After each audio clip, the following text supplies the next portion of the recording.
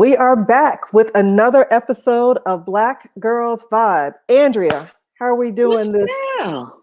How are we doing this Super Bowl Eve? Ooh, we're doing all right. We are Yes, doing all right. Another yes. Saturday. Another Saturday. Um, I see we're not quite matching, but we are similar. We are We similar. are similar. We are matching in our team and player support, just not in exact color. Not in color, but all things Kansas City Chiefs, all things Patrick, Mahomes. Right. Go, go Chiefs. Go Chiefs, yes. And just as proactively, boo Bucks. Fair? That's fair. Okay, That's totally fair. I'm all on board with that. let's do it.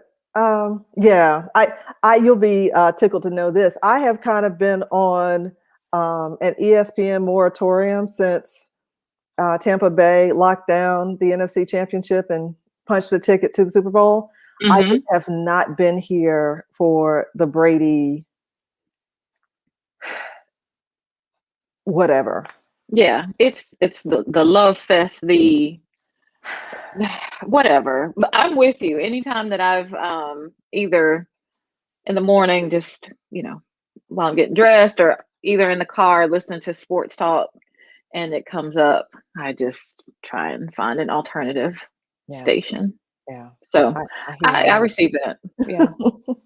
So let's talk a little bit about some of the issues swirling around this good Super Bowl. So this is, I don't know if it's the first, but it's certainly not happened many times before where a team in the Super Bowl is actually the location for the hosting of the Super Bowl, Mm-hmm. which, Yeah.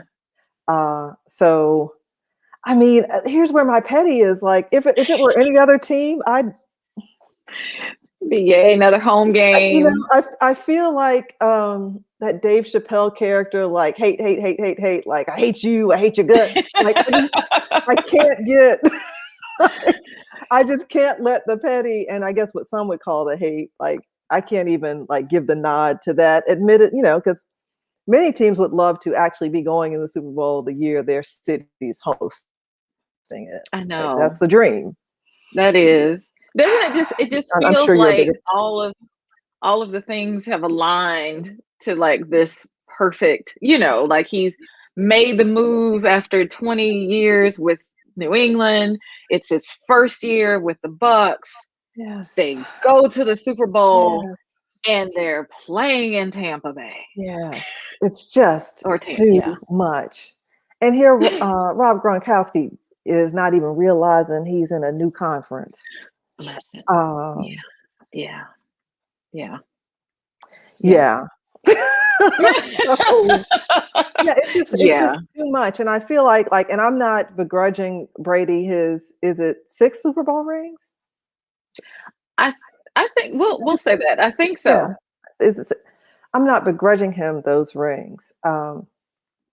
There is, separate from like the legitimate bona fides, as they would say, like there seems to be a particular thirstiness to make sure that Brady gets kind of,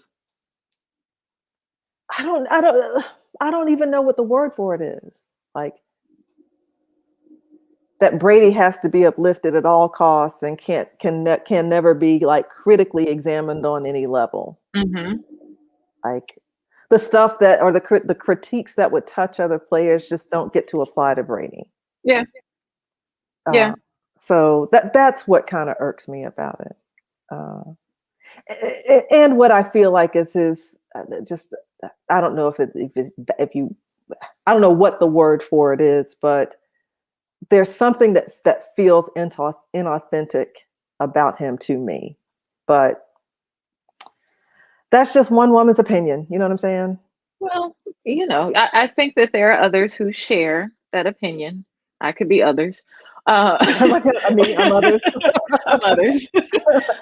But so I think there are similarities in the discussion about Brady and like this comparison, but I will. Go for it. LeBron in a certain way. Mhm.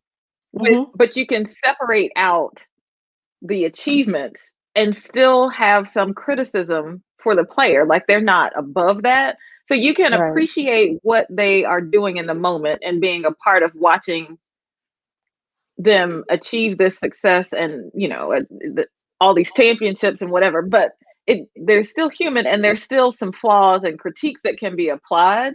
And Sure. that, I think, to your point, is exactly what happens with Tom Brady. So it's, yes, he has won all these rings. Yes, he has been to X number of Super Bowls and achieved this, but he's still not above any critique. Mhm. Mhm. Mhm. And it's like, you can't say anything. So yeah, I hear you. I agree totally with what you're saying. Which is why I have specifically avoided like ESPN because I feel as though, especially the morning programming, and very specifically like Get Up, it's just a Brady fest. Hmm. Mike Greeney's like sycophancy or Brady, it's just a lot. Uh, so yeah, but I do think separate from that, there are things to honor about what the Bucks are doing. I mean, obviously, this is an opportunity for Todd Bowles Hmm. to further make the case for why, pardon me, he's worthy of consideration for another head coaching job in the NFL. And drop a pin there because we cannot talk about head coaching in the NFL and Todd Bowles without then flipping it and talking about Eric Bieniemy. Right. So if we're going to talk about that now, or you want to put a pin in it and circle on back, it's up to you. Well, it depends on where we end up going with this and how much further we want to go into Tampa Bay. And I Yeah. think though so maybe now would be good to kind of switch to the coaching, because talking about Bowles and the Tampa Bay coaching staff Hmm. and the diversity there. So yeah, we can, Yeah. as the favorite word is, pivot. Love it. Love it. Love it. And pivot. We can pivot. Yeah. So there were, I think, a total of 7 vacancies ultimately amongst the 32 teams at the end of the regular season. And ultimately filled with African American candidate, Cully, who has joined the Houston Texans, which was the last team to make a hiring decision. Cully is like Hmm. 65 years old, 40 years in the game as a Hmm. coach, first time head coach, in a head coaching role. So his credentials are undeniable. Uh, that aside, so I guess the NFL gets to put a claim to have not gone 0 for 7 in the hiring column. But it still begs the question, why not Bieniemy, given his undeniable credentials and his undeniable success? Right. You just have to wonder, like, what's up with that?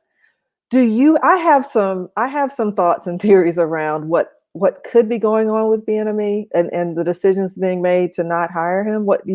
But before I delicately delve into that, my thoughts. So you have some thoughts around it? I mean, it's really what we talked about in our last conversation, and then just some of the chatter I've heard. It's really just, I mean, there's no substance to it. Yeah. So I mean, you may have some other opinions beyond what we've discussed, but all of the excuses that have been offered up as to why, like he doesn't interview well, whatever happened back in college, Yeah. forgive anybody for anything that was done in college as they're applying for that wasn't illegal, but Right. that still shouldn't be held against you in some regards in this type of in your career. He was just being a college student. um and then I can't remember the other point, but basically it's just a bunch of excuses as Right. to why. Like nothing speaks to, and the calling. He's And not the play calling the calling. plays. Yes. Yes. Right. That's That right. was the That's other. right. But nothing really speaks to okay, so why not hire this man? So just be upfront about what it is, because all that's really being offered is a bunch of excuses for an individual who is and a minority coach who has qualified and has shown that and proven that he is, especially given where he is and the team that he's on, and having come off a Super Bowl win and is now playing for a second one. That's right. But That's so right. yeah, so what thoughts and opinions do you have on that? So first, I want to circle back to a point you just made around one of the observations about or critiques about him being that he doesn't interview well. By the time we talked a few weeks back, that unfortunate opening presser for the coach of the Lions. What was it? The Lions? I think it was the Lions. Yes, the Lions, and and so there was that. It's talking about biting folks' kneecaps and stuff coming. Yeah, while getting up. And then since then, you've probably seen the less than impressive presser of the head coach, the newly hired head coach of the Eagles. Mm-hmm. So it's hard to imagine. I mean, there's an irony to the fact that this is the first year you've heard that with regard to a strong Black coaching candidate, that the critique was he doesn't interview well. And then as soon as we hear that, two great examples of white candidates who were successful who did not articulate themselves well in those pressers. Right. It comes to light. And so it's like, okay, so Bieniemy was worse than these guys. So you just rarely see that, like, things align in that way, Mm-hmm. where like that whole myth kind of got debunked, as evidenced by two recent hires who like clearly struggle. I won't say they struggle with the King's English. It wasn't that. They just were not artful articulators at all. In just a press conference. So we're not even talking about like in the middle of a game, like play, just any of that. We're just talking this is my first press conference as the head coach. Yeah. And so I want to preface my observation by saying I want to be very careful about how I frame this, because I've really been racking my brain around, well, what is it that's not spoken that could be going on with why Bieniemy isn't getting these jobs, and I don't think it has. Golly, Andrea, I want to be very careful how I say this. I wonder how much subliminally his physical presence and stature play into that subliminally. I mean, his size, his countenance, his complexion, those things have crossed my mind. And none of those are, I don't intend to suggest that those are negatives for him. I just wonder how much of that, I mean, we deal with subliminal stuff like that all the time. Black women deal with it with regard perhaps to our hair, right? Like those untangible things that go unspoken, but can often influence decisions. I'm just wondering how much of that, I mean, separate from what you may just have to go ahead and chalk up to some form of like discrimination and racism, I wonder how much of the appearance piece is a part of the subconscious bias. I don't know. I mean, that's a fair observation because, truth be told, I think that's something that we all, like our parents, that's something that interviewers and those who are in positions, in hiring positions, like that's something that we're judged on, whether or not right or wrong or indifferent. So if it's not a skill resume qualified, then what is it? Right. So if he checks all the boxes on paper, then I could understand if for the pieces of a team. So if it's not the right fit for a specific team, because granted, his style may not be the right fit for a certain team. That's fine. But out of 7, Yeah. Yeah. and not all of them were really good coaching opportunities. So That's like right. he wouldn't be in a position to succeed off the top. So, and That's right. whether or not that's something coaches want an opportunity to rebuild or just, to jump in and be a part of a winning team, that can be argued based on that particular coach. So not all of them were those types of opportunities, but out of 7 of them, though, none of them were a good match for what he offers. Yeah. Yeah. Yeah. It's hard to imagine. It's hard to imagine. And you and I, separate from this specific instance, we've talked about kind of um, ideally Black coaches being put in or hired for teams that are like these legacy teams that are considered good teams and organizations to work for, rather than the less desirable, opportunities.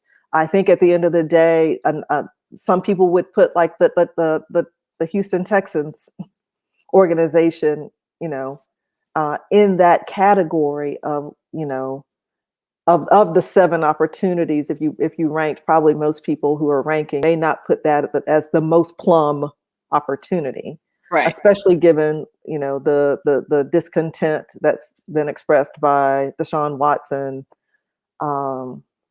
and his request, rather than a demand, his request to be traded. How plum of an opportunity is that for any coach, particularly a Black coach who typically has a shorter kind of opportunity to come on and experience success. Right. So I'm not even, I don't know that if for me, I'd love to see Bieniemy get a job where he actually has a legit opportunity to thrive and do well, and where the culture of the organization would support him in that. And so, as I run through my mind of where the vacancies were,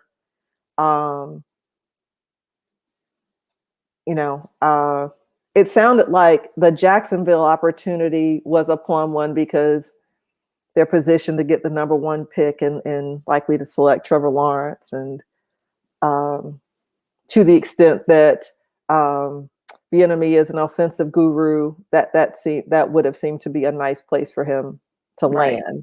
Right. But yeah, it's beginning to beg the question: what is it about Bieniemy specifically? Because we are no longer bought. We were never bought into the fact that it was lack of qualifications. No. And here we've gone through 2 hiring cycles, one of which occurs after the man has gotten a Super Bowl ring as an offensive coordinator. Like, I just don't know at this point if he'll get hired, because at some point that stigma kind of attaches.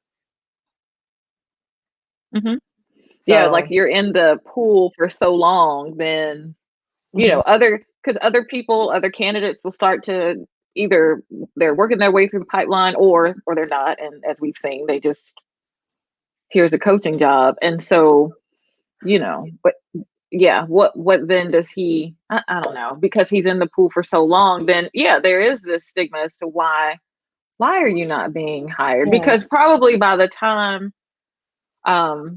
maybe in the next season or 2, not all of the teams, but probably a good majority of them would have had a head coaching vacancy. Yeah.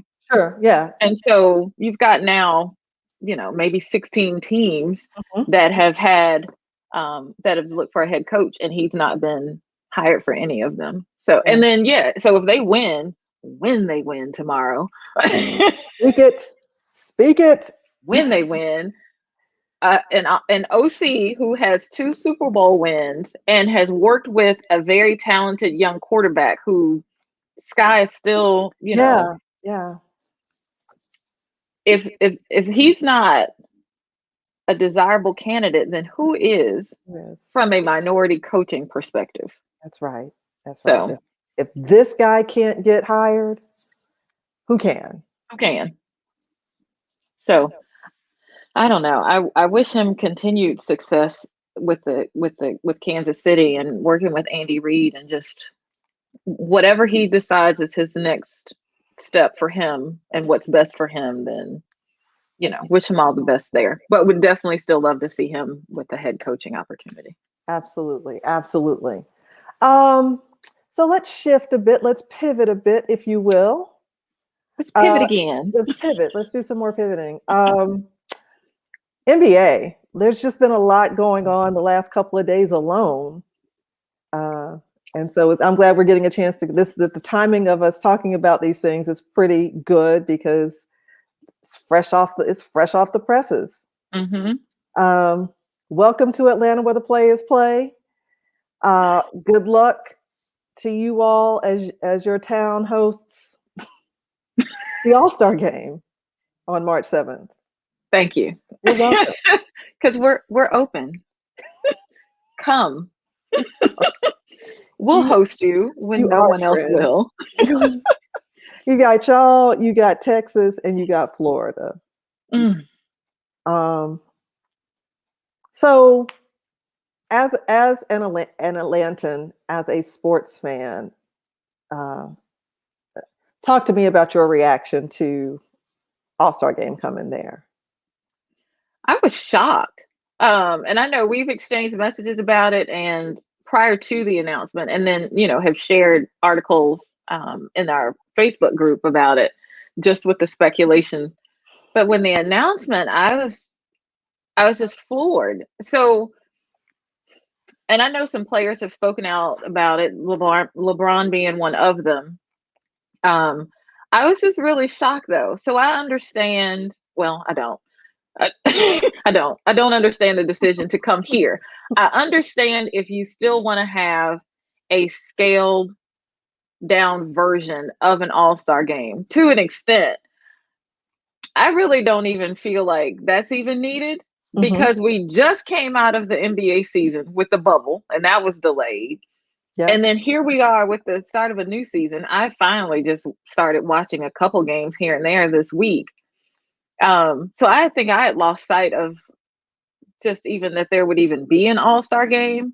But I think that speaks to some of the financial and economic decisions that happen with the NBA and any losses that occurred from the prior season and the potential losses in this season are what they're trying to recoup. And so having an all-star game of some sort, and I think some fans will be allowed in. I don't recall how they were limiting capacity. So I definitely think that's the driver behind it. I just didn't think if you have it, why have it in a city that already has, I mean, we're open, but we have a lot of cases. And Atlanta is a very appealing city for tourists and visitors. And then you add in, because we have a lot of entertainment life to offer. Sure you in the evenings. And ask Lou Williams. It's the wings. It's the wings. Ask Lemon Pepper Lou. Right, exactly. So it's just when you talk about having that type of event, whether or not you're allowing fans in the game, that's still bringing people to the city. Yeah. And so I just, if you have the game, sure, but did it need to be in Atlanta was my only thing. Because I think somebody compared it to it being like they played in a bubble. Well, yeah, but it was on in a compound it's just very different to having it at, I guess it's at State Farm. And then again, it's not in that controlled environment. You're controlling the game, but you're not controlling anything else outside of that. Right. So that's my 2 cents since you asked. No, I was very curious and wanted you to kind of articulate as an invested party, as an interested party, like your take on it. Yeah, I mean, the bubble comparison doesn't really hold true because, as you mentioned, it was in a compound situation. It was contained. And what you didn't hear about was like promoters in Orlando having NBA bubble parties throughout the bubble season. Right. And Orlando does not have the same cachet around party promotion that Atlanta does. And so to your point, in addition to Atlanta already being this place where, I mean, we've seen the news articles before this decision was made that folks from the northeastern corridor are coming to Atlanta. They're going to Houston. They're going to Miami because those cities are open Mm-hmm. and are less restrictive with activity than their Mm-hmm. respective cities. So it was already that place that people are coming to for escape and a sense of normalcy. And you add something like an all-star weekend to that, where promoters who've been desperate to make money off of something are going to jump at the opportunity. Exactly. So it's just, I think it's a recipe for disaster. As you mentioned, LeBron has come out against it. I saw that there's like a growing chorus around like questioning why it's happening. Kawhi, Giannis, Harden, and I think they have valid points. So too. Yeah, I think they have very valid points. And it's interesting to see how, you know, the NBA was held up as like they're getting this COVID thing right as far as the bubble. And now it's like they've it feels like there's been a shift back to like a capitalist focus, capitalism Mm-hmm. over like health and safety. And this is what we have. We have an all-star game during a season in which, and LeBron brought up a good point, like I'm tired. Right. I'm You tired know, for him. like we started a season in like, you know, October, November of 2019, played through early March, Mm-hmm. then took a break through July. And then I played from July to October. I got Mm-hmm. 71 days off. Mm-hmm. And then I'm right And back I'm at back. it. And now I'm number one in the vote getting for, Right. so and that's a 5-day break I would love to have. Yep. It's like that's a pretty compelling case, LeBron. I mean, yeah. And all of this in a pandemic, In a like that, pandemic. you know. So yeah, I'm gonna wish the best for. I know what my friend's strategy will be who live there for that weekend. I know what the plan is for you all. It's like my new theme song, "Sitting Up in My Room" Sitting up by in my Brandy. room. Cue the music. Yeah. Cue the music. Yeah, yeah. Fortunate part. But on a related note, not related to All-Star Games specifically, but how in the NBA is handling COVID. Did you see like what happened last night with KD getting pulled out of the game after having been, he was supposed to be held out of the game, and then was told he could play, and then was pulled out for good in the third quarter? Yeah. So so I only saw just the little, but didn't have any context as to, what happened. So, was it some Yeah, testing that was just, or why was he, yeah. So yeah. before the game, as I understand it, before the game, he had been determined to have been in contact with somebody whose test had come back inconclusive. Ah, okay. So they told him fall back. Mm-hmm. But then closer to game time, or maybe early on in the game, he got the word you can play. Okay. And then in the third quarter, uh, the second or another test for the close contact came back as positive. And that's why they snatched him like like during the game. uh, and now he's not going to play for several games. Like they're holding him out. And so, you know, the reaction was, well, why would you have had a person who had been near even an inconclusive? Why were they even an option for playing? How were they allowed to go in and play while they remained inconclusive? Right. Uh, at that point, once you realize that he had been potentially exposed to a positive, why wasn't the game called? Because he's been in contact with Harden, he's been in contact with. So yeah, it was the way it was managed really left a lot to be desired, I think. uh, for him the most, and he's expressed his discontent with it on social media. Yeah, so Yeah, it's just that's interesting to see. unfortunate. It's just interesting to see how the NFL has shifted its management of COVID, like from being this exemplar to like having some head scratching decisions come down the pipe. Yeah, because that's definitely one of them. Mhm. He never should have played anyway. So, but then you're right. So then he was pulled and then the game continued. Yeah, Yeah, that's okay.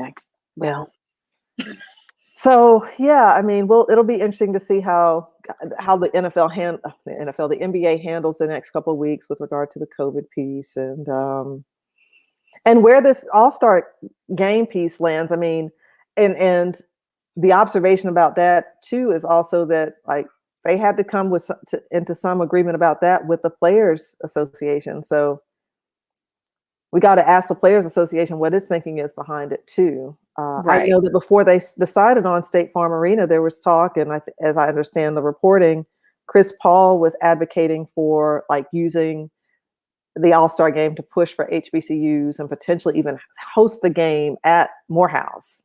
I think was Morehouse. Obviously, that fell through, but I offer that to say, like the leadership of the players' union is behind this idea of an All-Star game. So while LeBron points questions and observation and criticism to the league, I mean, I think he's got to also turn to his brethren who are in leadership and ask the same question. And yeah. I'm sure he is. No, that's a good point. I'm glad you mentioned that because I had forgotten that that was part of the discussion and the agreement. And I appreciate them wanting to um, highlight and promote and focus and engage in the HBCU community in Atlanta. Just don't do it during the pandemic. Right, Just, right, you right, know, right. I appreciate the exposure that these fine institutions have garnered over the past year. It's long overdue. Um, but I think there's an opportunity to have a more meaningful and impactful all-star game when we're not in the midst of a pandemic, especially when people in the minorities, people of color, are the ones who have been um, adversely impacted more so by the virus. So, yeah, I have some questions about that decision too. Yeah, But yeah, nevertheless, March yeah. 7th. March 7th, here we come. So yeah, I mean, Yeah, it's an interesting point around HBCUs for this to be the year to decide, well, we're going to do it for the HBCUs. Well, you'd actually be doing them a disservice to do it in this very to try to bring attention, like in a certain way. Do them a disservice by making this something that you make a priority during a pandemic. Like right. make it a priority during more normalized times and a more normalized set of circumstances. Hmm. Find opportunities short of hosting an all-star game to highlight HBCUs. You don't need an all-star game to do that. Absolutely not. Uh, Absolutely not. yeah. So I don't want like it kind of felt like the HBCUs became like this like in this way a scapegoat. Like we're Hmm. doing it for the Hmm. HBCUs. We're gonna have this programming that yeah, but you could do that regardless of an all-star game, especially one that some of your star players aren't particularly geeked about being in. Right. Right. I Um, don't know. yeah. I don't know. So we'll keep an eye on the NBA. Got another pivot for you. Completely Okay. away from football, completely away from basketball. Um, Only other thing I might offer about basketball on the collegiate level, my Mm. Tar Heels play and Blue Devils tonight. All right. Okay. The Jordan meme is going to end up on the page one way or another. I'm hoping it's not me, but if my team takes an L, I'll be rocking the Jordan face in a couple of hours. I know you're good about that. You take the wins, but you take the losses the Take same the L's, way. So yeah. yeah, yeah. So Yeah. all right, Lamar, we're gonna see you in these streets. So Um, golf, Mm. Tiger Woods, Mm. the documentary Mhm. series on, well, Mhm. two-parter on HBO. Yes. Let's talk about it. Okay. Yep. So we talked about it briefly at the end of our At the tail last. end, yep. So I had some homework to do because I had not viewed said documentary. I did watch it, and I'm prepared to share my I've crossed my legs waiting for this. So my thoughts and opinions about this documentary. Um, it was for someone, and I don't think we've spent a lot of time in any of our previous podcasts really about golf. Maybe when he came back and won the Masters, maybe when he won the Masters. And Yeah, that, I mean, mind you, that was 2 years ago. right. You know, and we were, I mean, we were very much in the podcast infancy then. So Yeah, not substantively since then. Not for real. yeah. Um, so, for me, that's really so two people really inspired me and really they're the reason why I have watched golf and Mhm. attempted and took lessons to learn how to play. Okay. My dad Mhm. and Tiger. Okay. Yeah. And so the way the first part of the documentary was set up, which really emphasized the relationship that Tiger had with his father and everything that his father did to coach and really shape where Tiger went in his career. Like it was already, he's going to be, what was it? He's going to be the next, was it Gandhi The or, next Gandhi, like he really like framed him as this like athlete slash humanitarian. Like he was going to be mhm, equal parts otherworldly on the golf course, but he's also going to be this figure of humanitarianism, like yeah, Gandhi. Yes. yes, which I thought was interesting.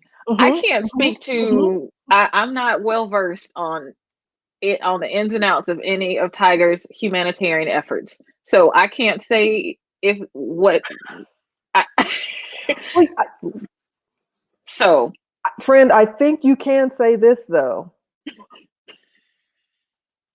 He's not in the Gandhi conversation as far as humanitarianism.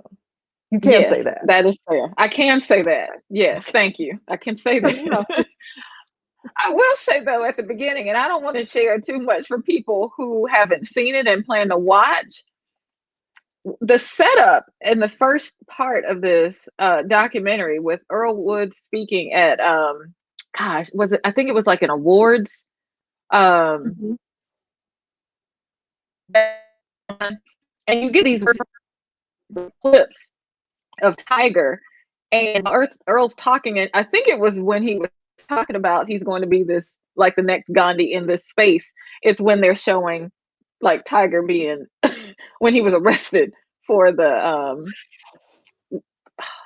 yes. for That was like for the DUI or for the for the DUI. Yes. okay, I think it was yeah. for the DUI. And I was like, oh, I'll see where this is going. But anyway, so the first part I could appreciate and liked how it was set up with more so what's the dynamic and how it evolved, right? Mhm. From Tiger in that very young age to we get him on whatever show that was, and he's this cute little Oh, Mike kid, Douglas, yeah. prodigy, yeah, playing golf. This is great, and the role that Earl played and how their relationship changed just over different periods in his life. So the first part, great. Um, the second part though, it took a turn it didn't need to take. Yeah. And for me, because where we got this whole, I feel like it was a buildup of here's Tiger at his peak. And then the second part was really just all about the downfall The tear down. and the tear down, because that's really what it was. Um, it was some personal issues that were going on with him, that was brought into the spotlight because of who he is, and the public tore him down because we are the ones who built him up. So that's what we do. He's less than perfect because that's the standard that we have put him on this pedestal. And then there's this little glimpse at the end of the comeback, which all for me really could have been a part of the story, not a whole second part of the documentary focused on all the personal. I could have done without that. It's a part of the story, but it's not the whole story.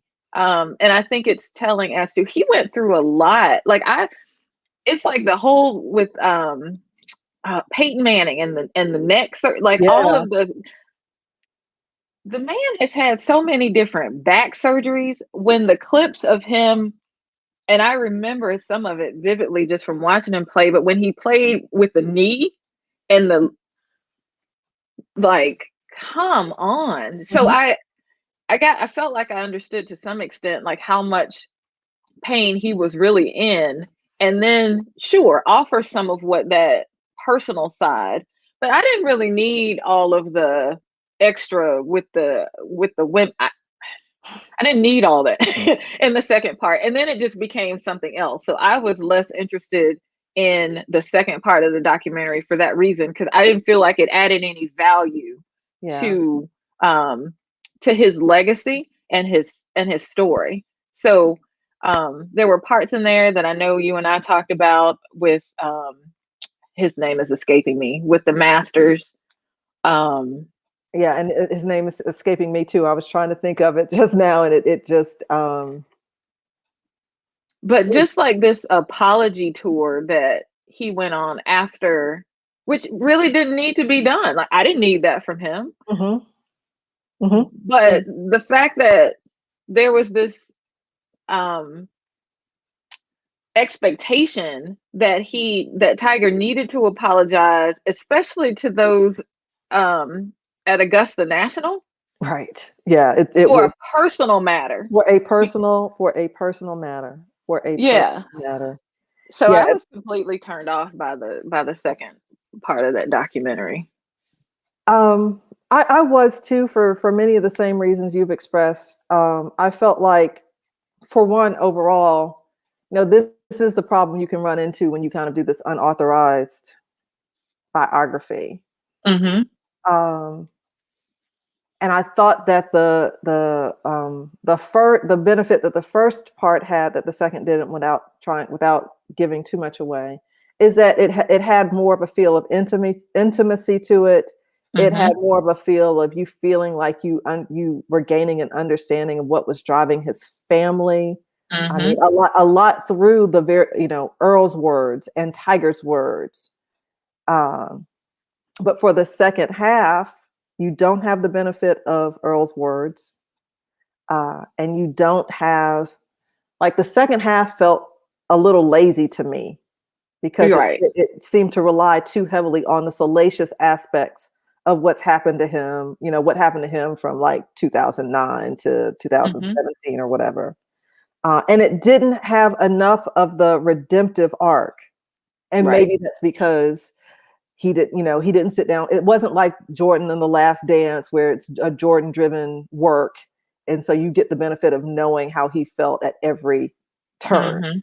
This could have benefited from, in order for the arc to feel complete, like I felt empty at the end. I mean, there's this great kind of full circle moment with him and Charlie. Right. Yeah. But it didn't quite curl. Like it didn't. No, it didn't. It's like you're waiting for it, and it's like they could have spent a little bit more time developing that rather than devoting so much time to like what I'll call the salaciousness of what got exposed. Right. And as far as the criticism and the condemnation that came from the Augusta National, why am I blanking on? This is 46. Yeah, right.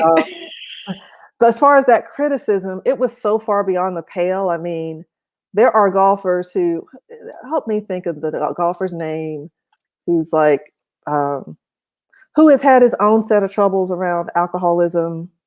Um, Kind of was like a little heavy set Oh, to be on the. yeah. I So know exactly what you're you know talking who I'm about. talking about. We're both kind of, the name is his name is escaping both of us. But if you're not criticizing him, and you know he's had his ups and downs. Hmm. His name. If you're not criticizing him, like hold back on the whole like going out of your way to make sure your sponsors know you've slapped this black golfer on the hand for his transgression. Right, right, Because it does, right, you just wonder whether that happens if it's not Tiger. right.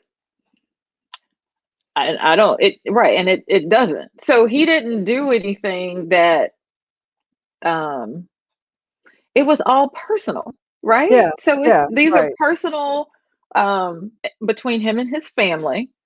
And I get it. I understand. We've seen it with a lot of our athletes and others who are in the spotlight. You well, I don't, but I know that there are people who hold them to a higher standard because they right, are and set these expectations because they should be role models, and when they do something that is because they're human, so when they do something that's short of that any of us and some of us are guilty of doing, but because they are an idol or a role model, whatever the case may be, we hold them to a different and higher standard. And so when they fall short of that, again, these were all personal matters. It yeah. wasn't anything that he was doing from a standpoint of his performance in playing golf. So unless somebody brings some performance enhancing, like Mhm, something mhm, along those lines where he's cheating the game or right. some advancement that he's making that's unfair, that's or illegal in the Mhm, yeah. golfing, it was none of that. So it was way too much time spent on all that other, but it's like it's still amazing. Billy Payne is his name. That's the Augusta National. And John Daly is in. It's like it's Billy Payne. Uh, but yeah, I was still waiting on that arc because at what is he, 46 now? 45, 46? 45, 46. He's a year or two younger than me. Okay. So to still be playing, and I know he's out now with some injuries, but that comeback and the fact that like you cannot take away the diversity of the people who started watching golf Mhm. because he was playing and because he did well, and who ratings were down when he wasn't Sure, yeah. during that time he wasn't playing, but then Golf when he needs him. started way more, and I know that there was a lot of talk when he was out with all the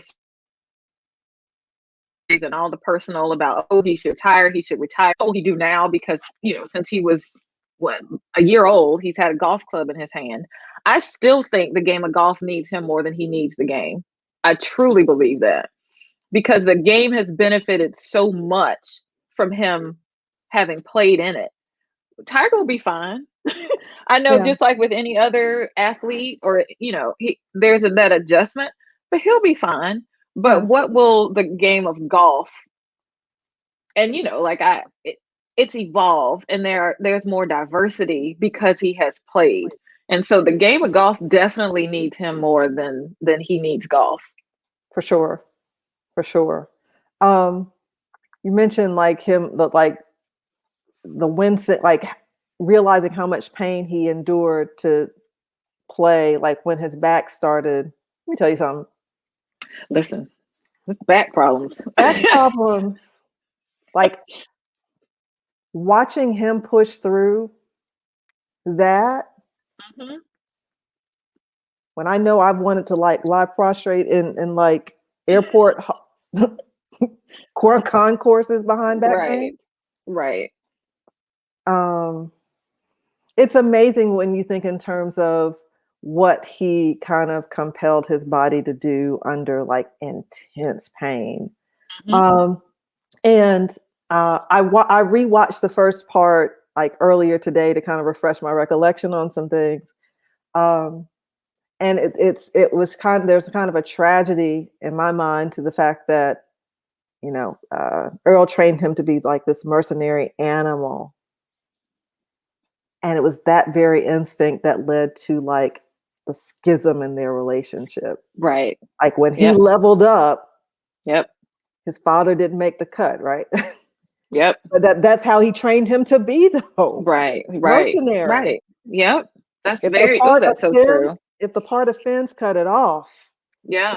And in a way, it felt like he did that to his father once he reached a Mhm. certain level of fame. That he trained him to be that guy. Exactly. Yep. That is so true. Mm. Um, so sometimes that stuff can come back on you.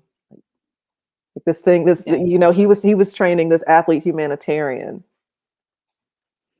and and I won't the chapters aren't fully written on Tiger yet.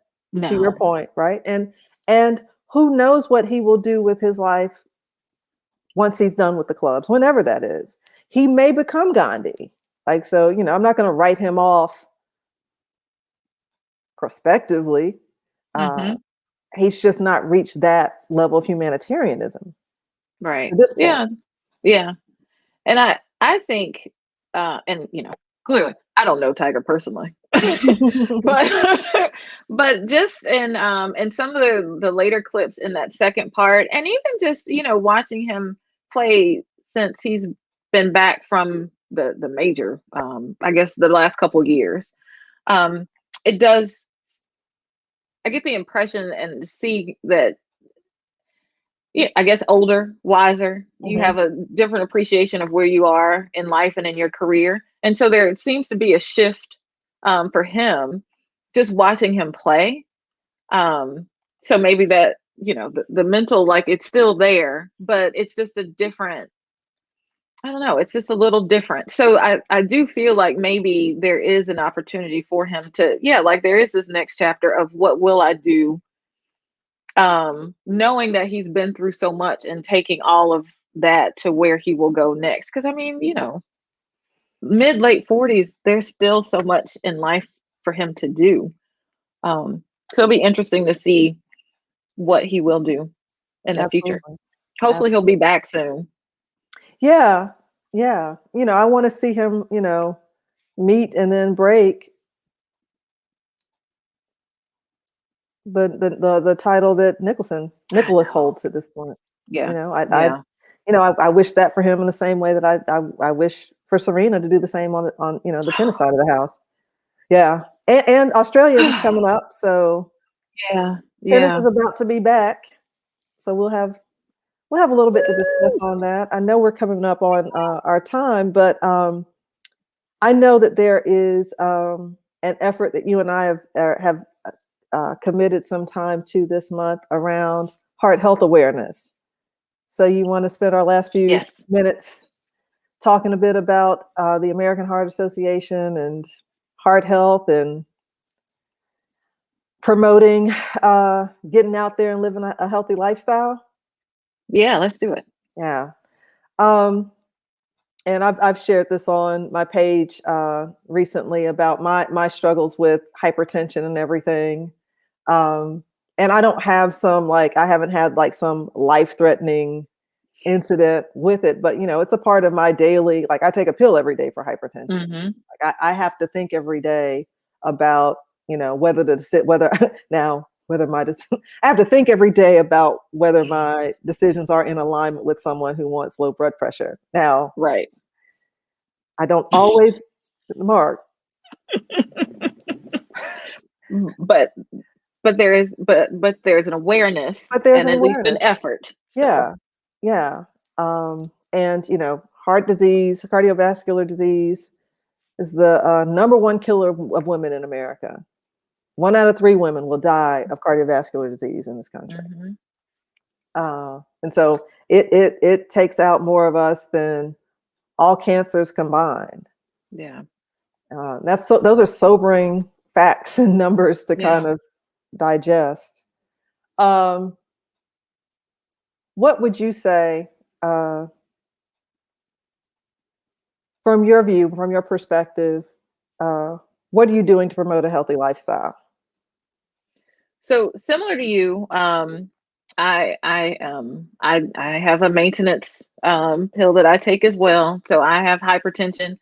I cannot recall when I was diagnosed and how long I've been on it, but I, like you, make a conscious effort to, like, I don't want to be on this um, for the rest of my life, but also recognize that even with some of the changes that I do make and have made, I may very well be, because I'm just predisposed to that.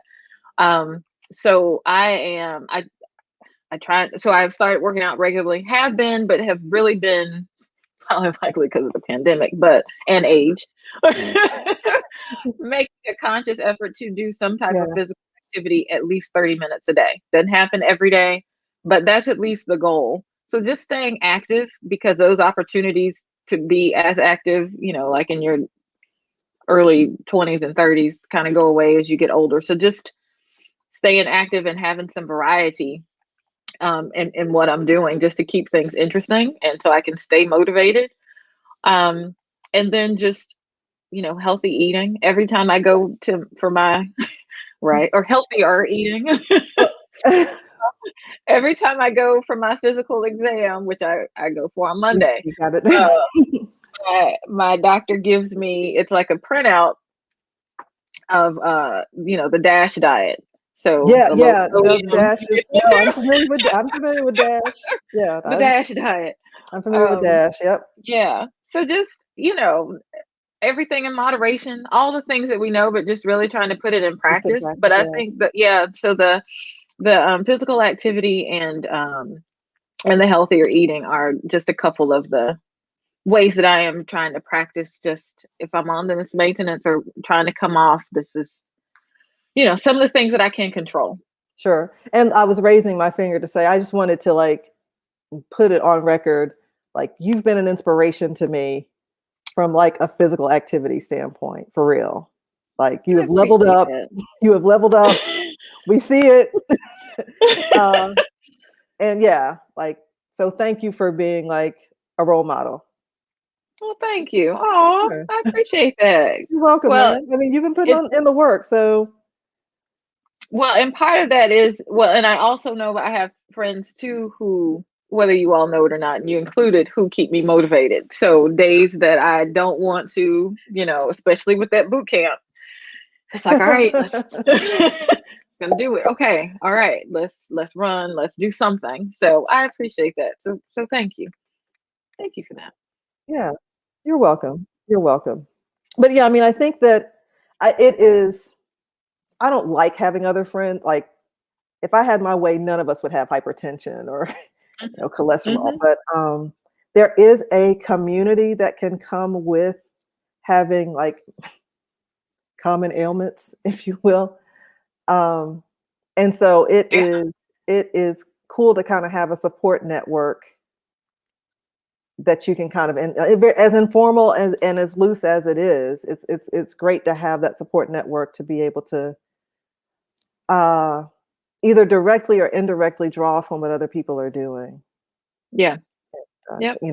Those days when I fall off the wagon and I'm not as good, I don't eat right or whatever. Like remind myself, it's a marathon, not a sprint, Exactly, and to extend yourself some grace because you're not going to get it right exactly, every day. exactly. Uh, so um, yeah, like healthy eating, exercising, getting some physical activity, which has admittedly been a challenge in the pandemic, right? Like Hmm. having to like basically um, start your own home gym of some, or at least your Hmm. own home plan. Right. My rec room officially looks like something where exercise occurs now. Yes. But we want to encourage everybody to, just make, it doesn't have to be major life sweeping, like wholesale, like changes. Don't throw out the contents of your refrigerator. Like just Right. making like small changes in your diet, even making small changes in how much you move around. Mhm. Just reminding yourself every hour to get out and get up and move around. Right. Just get active. Start making, if you can, small changes in your diet, because we all want long lives, and we want long lives that have a high quality of life attached to them. Absolutely. So Absolutely. if you live a long life, but the quality is poor, then that's tragic. You know, Yeah. that that's Yep. that and that happens to far too many people. Uh, and we're at the age where we can still very much kind of control our destinies in this way. So, want to encourage everybody to do the same. You can go to heart.org, which is the American Heart Association's um, webpage. Find all kinds of resources there. If you want data around cardiovascular disease and stroke, if you want recipes Mhm. around healthy living and eating, um, countless organizations are having programming, sponsoring programming throughout the month of February specifically. So if you're on social media, Facebook in particular, uh, there's a wealth of information, a wealth of programming at your fingertips. It's just a matter of seeking it out. And a shameless plug of our sorority, Alpha I Kappa know, Alpha right? sorority. We're doing ongoing, respective chapters are doing ongoing programming. So check out if you know some AKAs in your area. Ask them about if they're in a chapter. Ask them about what their chapters are doing around heart health for this month. They're Mhm. likely to be doing something. So we want to get Mhm. everybody good and healthy and on the right path to longevity. Absolutely. Well said.